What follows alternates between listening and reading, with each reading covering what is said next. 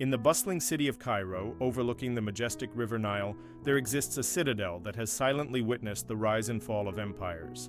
It was within the confines of this very citadel that a massacre of unprecedented proportions unfolded, an event that would forever alter the course of Egyptian history.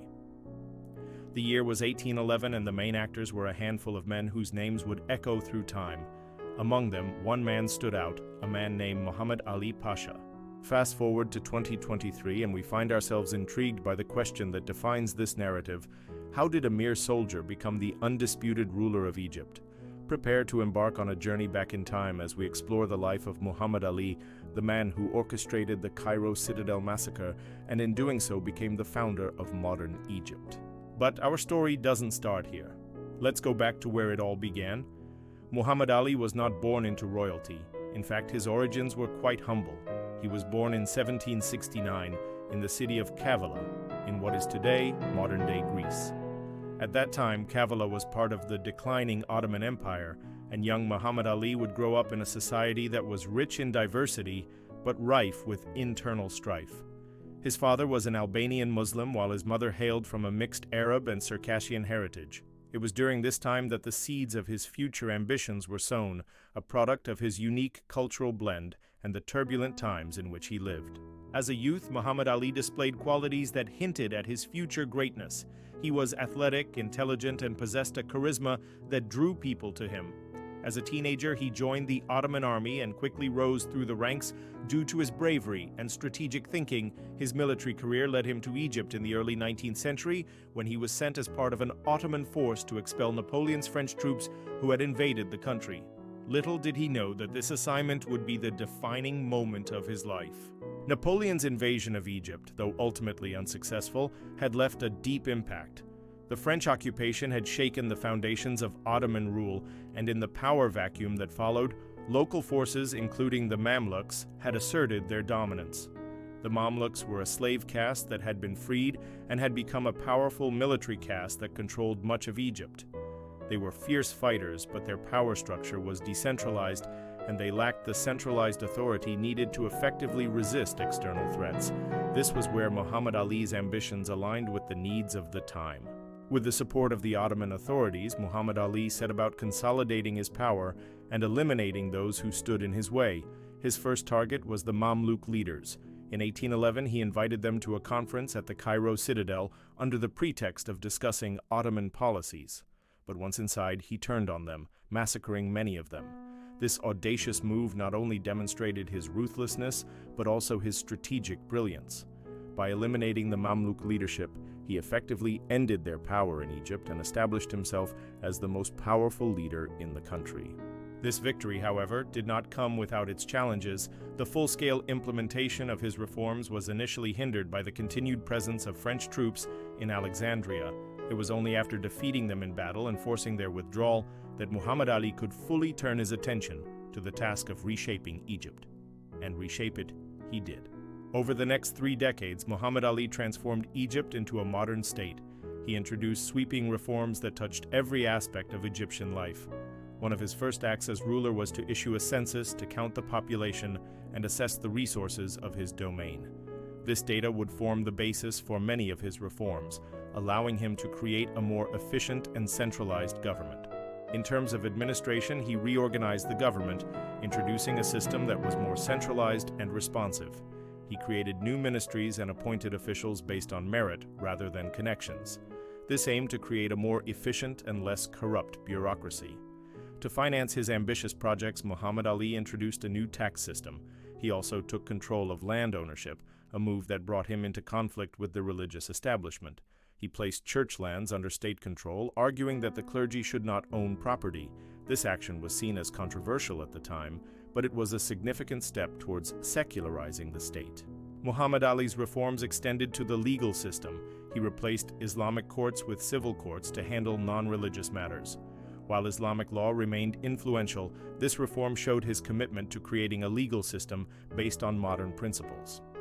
Education was another area where Muhammad Ali made significant changes. He founded the first modern Egyptian schools, aiming to create a more educated populace. He also invited foreign educators to help introduce new teaching methods. These schools were instrumental in shaping the intellectual landscape of Egypt and helped lay the foundation for the Egyptian Renaissance. The centerpiece of Muhammad Ali's reforms, however, was his focus on military modernization. Recognizing the importance of a strong military, he embarked on a series of initiatives to transform the Egyptian army. One of his first acts was to establish conscription, a system that would ensure a steady flow of soldiers into the army. He also introduced a new system of military recruitment, which aimed to create a more disciplined and professional force. Instead of relying solely on traditional military suppliers like the Mamluks, Muhammad Ali sought to build a peasant army.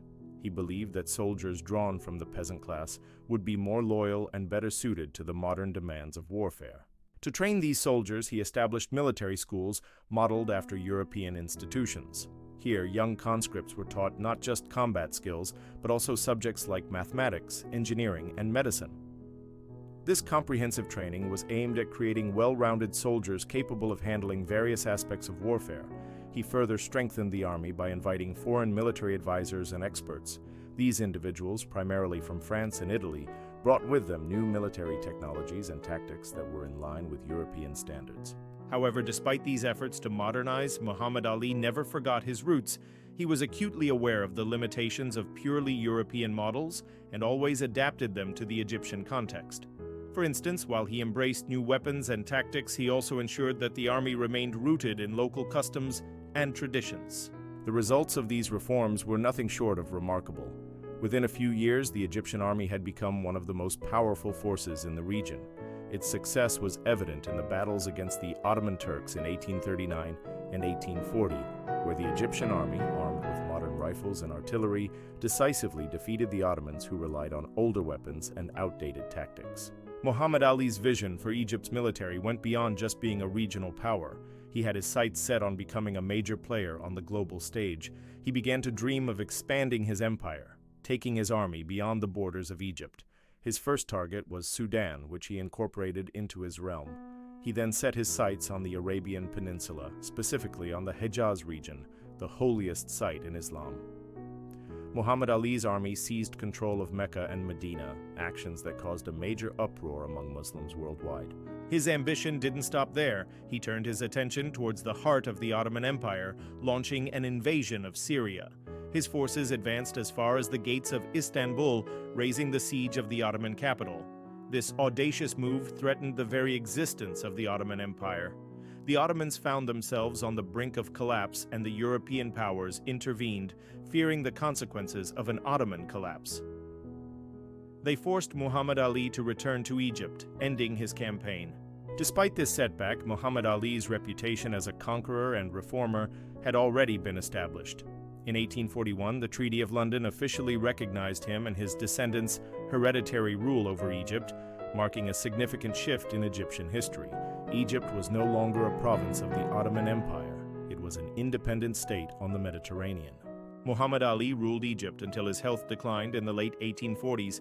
He passed away in 1849, leaving behind a legacy that would shape Egypt for decades to come. His descendants, known as the Muhammad Ali dynasty, continued to rule until the 1952 revolution. Under their rule, Egypt experienced both prosperity and challenges. But the foundation laid by Muhammad Ali endured, steering Egypt through the complexities of the modern world. During his reign, Egypt had witnessed a surge in industrial growth, particularly in sectors like textiles, arms manufacturing, and shipbuilding. He understood that to truly transform Egypt into a modern state, he needed to diversify its economy and reduce its dependence on traditional industries like agriculture. This led him to invest heavily in manufacturing and craft industries, aiming to create a self-sufficient and competitive Egyptian economy. One of the most significant aspects of Muhammad Ali's economic reforms was his focus on agriculture. He recognized that a strong agricultural base was crucial for any modern state.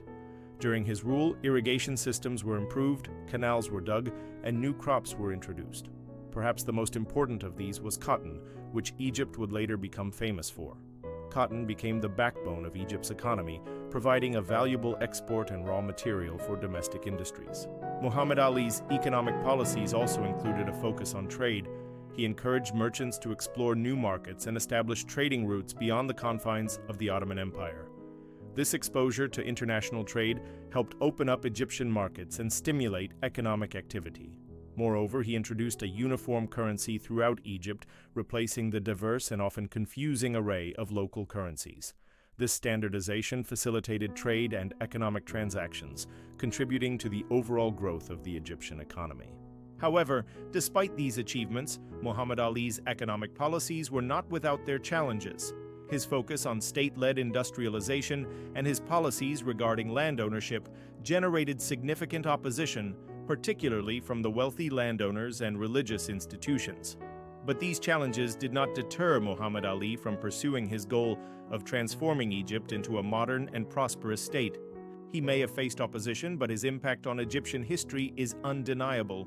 Muhammad Ali Pasha, the man who dared to dream of making Egypt great, successfully accomplished his mission, laying the foundation for modern Egypt. His legacy continues to shape the nation, and his story serves as an inspiration to many. So as you stand beneath the shadow of the Cairo citadel, take a moment to remember the massacre of 1811 and the rise of a man who dared to dream big and change the course of history. His name echoes through the corridors of time, Muhammad Ali, the founder of modern Egypt. Thank you for watching. If you enjoyed the video, please give it a thumbs up and subscribe for more historical tales. Until next time, stay curious and keep exploring the past.